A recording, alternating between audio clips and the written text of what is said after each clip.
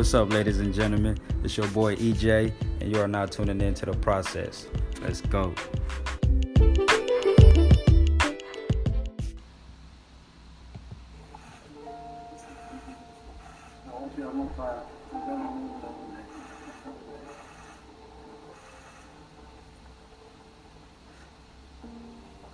I was patient listening to people talking on these meetings, and one issue that worries me, I just want to articulate that issue and say our views, at least how we see the situation from our perspective. When people talk about Russia, Ukraine, I say there is no Russia-Ukraine war at all. There is no Russia-Ukraine conflict. This is war declared by NATO on Russia. The war declared by NATO on Russia is not only for Russia, it's for dominating the whole world. It's for hegemony. This is an agenda developed after the end of the Cold War. They came up with this fantasy about containing Russia, containing any power, small, big, that challenge them technologically, economically, socially, culturally. They have to contain everybody. This defunct ideology, it's a defunct ideology. I say Russia did not do its preparation to face this declared war. Even though Russia was aware about the dynamics of what was going on. NATO is defunct. NATO does not exist. NATO is under intensive care. EU does not exist. EU is under intensive care. Now, 30 years ago, when they decided to contain... Sick of hiring setters that barely book calls for your business? Use AI instead. We use 5 different... In Russia, they felt that was the major threat for them. China was not considered a threat at the time. Now they know. They missed the point. They couldn't contain Russia. They would never contain Russia. Ukraine is a sacrifice. Ukraine is a price they have to pay. They will not pay it on their own. They will provide billions and billions, even trillions, to continue this war. And now we need to have the narrative straight. This is not war between Russia and Ukraine. This is declared war against Russia because Russia was the major threat at the time. Now they can't dominate the whole world. They have to defeat Russia so that they hegemonize everything. No one should be their equal technologically, militarily they have to be superior, economically they have to control everything, grab every resource here and there, technology under their control. That dream is no more. Now the fighting going in Ukraine is their battleground. That battleground is a sacrifice for them. And we need to put this straight on the record. When a big meeting like this, Russia, Africa is held, people will have to come to a consensus. This is not war between Russia and Ukraine, to me. And anyone who has a different explanation will have to tell me. This is war declared on Russia, but declared war for hegemony. The last 30 years we have seen the details of the mechanics of this declared war. This last event is the final phase to me. It will end sometime. NATO will not get out of intensive care. EU will not get out of intensive care. These are systems that are crumbling. It's only a matter of time. And the whole world will have to be prepared, not to defend Russia, but stand with Russia so that this hegemonistic idea will not prevail at any point in time in history. How do we design a plan? How do we fail this one without any further cost?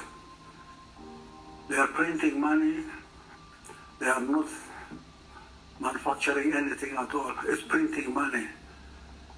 And this has been one of their weapons globally. The monetary system, the global monetary system, controlled by dollar and euro, has been used. Sanctions here, sanctions there, grabbing this account, grabbing that account, has been one of their tools. This is not going to continue indefinitely. And we need a new financial architecture globally, not controlled by euro, not controlled by the dollar, not controlled by other currencies. To me, this failure of the attempt to contain Russia will immediately move to the east. Containing China is their next agenda. They may be playing a very deceptive tactic on trying to tell everyone, oh no, we have to work with China, we have to do this and that. Their miscalculation about China has proved to be wrong. They felt probably they have the technology, they have everything. The Chinese can only copy. They will never equal them. So they will contain Russia, but make friendship with China and continue taking advantage of that so that containing Russia will be easier for them to do. Now China is out of control.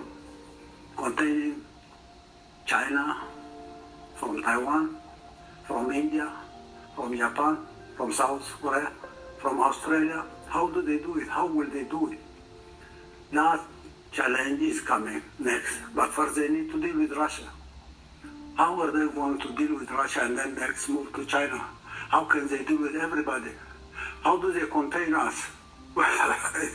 Imagine this tiny Eritrea is being contained by them. We are being punished with their sanctions every time. We have to be punished because we are not bowing. We are not bowing to their conditionalities. We are a very small threat. We are not even a threat to them. But they have to contain us. Sanctions, sanctions, sanctions, sanctions, conflict here, conflict there.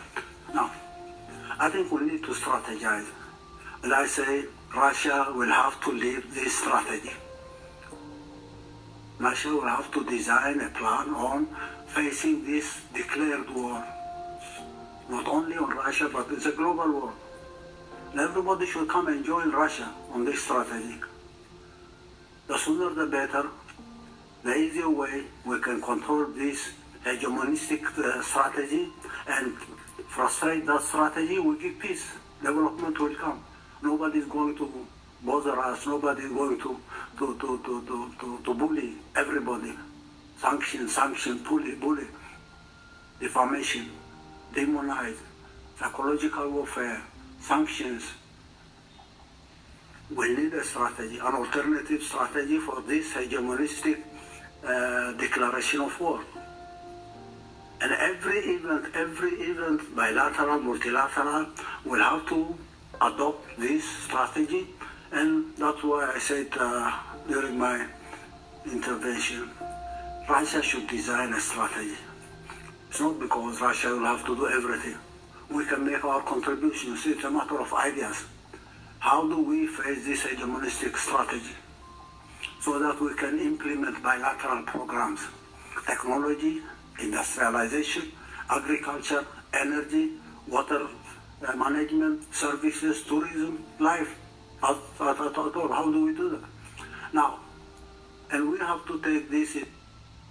On the first day, I did $12,000, and that was like, wow, that was cool. And it got to the point into a historical context. This is a continuation of the classical slavery. After slavery came colonialism. Slavery was exterminating population, exterminating 9 million in the Congo, exterminating the Red Indians in North America, in Canada, exterminating indigenous population and grabbing their land, controlling. And when they control land, they have to take slaves from Africa for their cotton plantation in the United States. That was slavery. Continues to be slavery as is. And then industrialization came. When industrialization comes up, it's a matter of grabbing other resources, a continuation of slavery under a different form. Colonialism came. They had to colonize land so that they grab land, they control labor, they enslave everybody. Neocolonialism was there. The Cold War, Russia was the hope for the people of the world when the Soviet Union was there. Unfortunately, leaders in the Soviet Union made their mistakes to see the collapse of the Soviet Union, which was a historic tragedy. As you at one point mentioned, that was a historic strategy. In the course of the history of humanity, that was a catastrophe. And that was one of the reasons that encouraged people like Fukuyama, Huntington, to design their strategy of hegemony. Because the Soviet Union collapsed, the Soviet Union disintegrated them, they felt they can control the world for the coming 50 years, 100 years, without anyone challenging them. And that was when this hegemonistic fantasia was developed. Hegemonize. We have seen what they have done the last 30 years. It's a continuation of the same ideology of slavery, colonialism, neocolonialism, then hegemony. The world will have to get out of this state of affair. We are at a crossroads. We believe we are in a transition to a new world order. How do we design a new world order? How can we possibly strategize? How do we mobilize resources? How do we make people aware everywhere that this threat is there for them? And they get out of this so that they can enjoy their liberty, their freedom, their development without this hegemonistic idea. So I think this issue will have to be exhaustively addressed, and we need to come up with concrete plans. We will be making our modest contribution, but we have the idea that this, say, the Russia-Africa partnership is one part of the bigger global partnership that will have to be developed. Russia will have to take the lead because Russia has been targeted and is still targeted. They might dream of using the war in Ukraine now to weaken Russia and probably dream about the same event happening. The collapse of Russia will be a big advantage for them. It's a dream.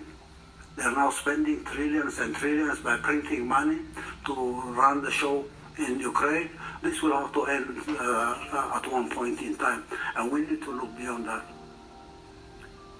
Our bilateral partnership is based on our understanding on this historic mission of Russia. Russia has a historic mission to play on behalf of everybody in the world. I can say who is the leader of this show. Mr. Vladimir Putin is the leader of the show because of time, because of the challenge that we have. And Russia should take them. I'm not flattering anyone. I'm not doing any favor to you. I say this is a global challenge, and we have to this global challenge by identifying the role of each and every one of us in the whole story. Economic programs, energy, water, infrastructure, name it. Not the easiest thing one can ever imagine. We'll have a strategy, we'll define the goals and objectives. Once we have a strategy put in place, we'll have detailed plans on each and every sector, each and every industry.